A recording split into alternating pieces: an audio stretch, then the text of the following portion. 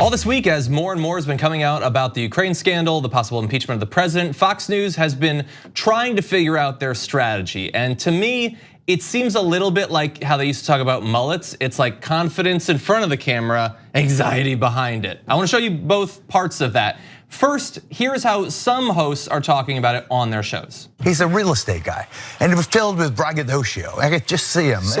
And that phone call to the Ukrainian president reminded me of him selling a real estate building someplace. Hey, we do this, and by the way, you do that, and I could just see him in the stream of consciousness. Hey, Zell, what's up, buddy? So that's Geraldo. It's first I've heard from him on this topic. It's so like creepy how like, oh, I could just picture him, the sun bouncing off his golden hair, his beautiful eyes just fluttering in the night. Like, dude, yeah, you're like, this is creepy. You're kind of like strangely like you would talk about someone you had a crush on. Yeah, a little bit.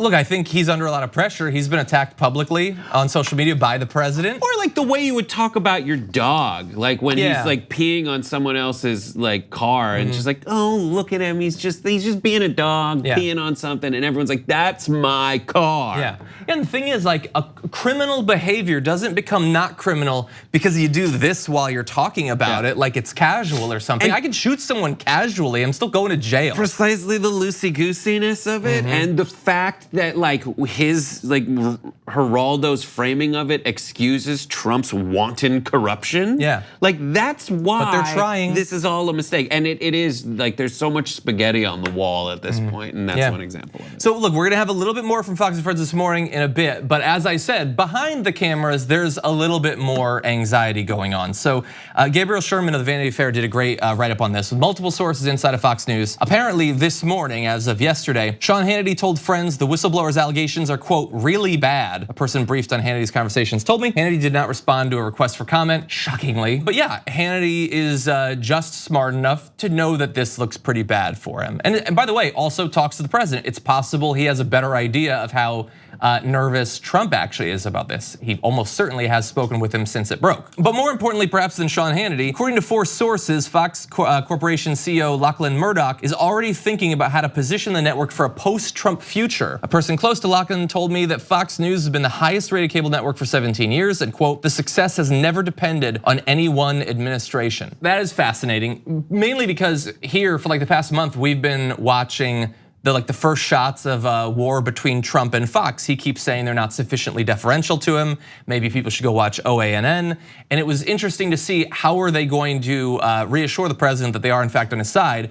Behind the scenes, they seem to be getting ready for Trump to transition out. Right, there's a lot of, it's like this nebulous glob of grifting because you have, and like who's leading whom, what is responsible for any specific aspect of Fox's success. You could argue that the way Fox has been during previous administrations has created the perfect petri dish of goo to grow Donald Trump. Like to get people ready for it, to essentially inspire people to positively reinforce the kind of behavior that Trump will have. They created the monster in a certain way, and now they're trying to figure out what to do after the monster. But they are still like Dr. Frankenstein, right? Like they are still the ones who have the creative capability to do whatever they want according to their plan. And I think that I don't see this story and say, oh, this is a huge development. This is just Fox doing what it's always done, which is plan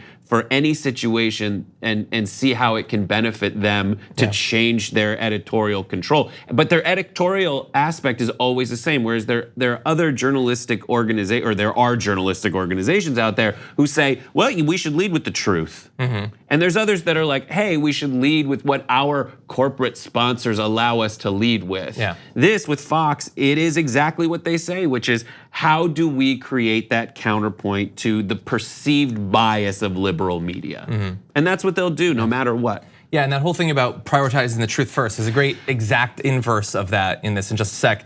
One more quote, this is a direct quote from the source. It's management bedlam. This massive thing happened and no one knows how to cover it. But what's interesting is not just that with this information coming out, there's every reason to believe that Trump is gonna be attacking them on Twitter again, but that regardless of how they manage this impeachment story and whether they stick with Trump or not, it might be the case that not all of their hosts make it through because feuds are starting to develop. The schism was evident this week as a feud erupted between afternoon anchor Shepard Smith and primetime host Tucker Carlson, which we talked about on the show yesterday. Fox News CEO Suzanne Scott and President Jay Wallace communicated to Smith this morning to stop attacking Carlson. A person briefed on the conversation said, they said if he does it again, he's off the air. So what he had a guest on, Shep did, that implied that Trump looks like he'd committed a crime.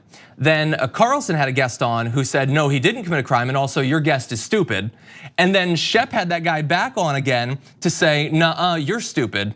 And so out of that, and it is as dumb as I just described it, they're saying, stop attacking Tucker Carlson or you're gone. So they have their straight news person, their opinion person, there's a feud between them, and they're choosing their opinion person there. Right, but and put that back in the context of OANN, which is this growing, amazingly hilarious Trump den. Until that really takes off, there is just Fox News. It is the only game in town. And if we talk about a post-Trump media landscape, it could be the situation where Trump, feeling he's been jilted by Fox News, goes and starts his own other television network that it gets on TV. And the reason that Fox enjoys the success that it does is it's really the only game in town. What this could create, if you're looking at what does Fox look like after Trump, it could be Fox with a competitor. There could be a great schism. Half of the church could go to another outlet, and it seems like we're seeing that the cracks in the foundation beginning. Yeah, and I know Juan Williams on The Five, he created this uproar because he said that he's hearing White House talking points being said. Very same sentiment from Chris Wallace, who said the spinning that has been done by the president's defenders over the last 24 hours since this very damaging whistleblower complaint came out, the spinning is astonishing and I think deeply misleading. So look, obviously he is describing Kayleigh McEnany and whatever. McEnany, how dare you. I don't know.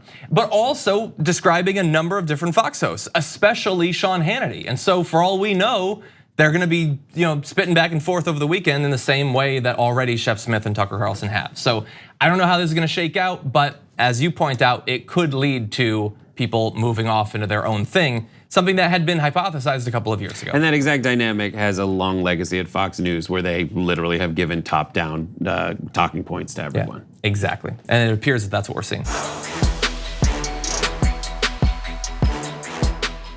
Thank you for watching this clip from the Damage Report. For more content from the show and access to TYT Network members-only exclusives, go to tyt.com/Brooke. Wait, no, it's tyt.com/John. Go to tyt.com/John to sign up.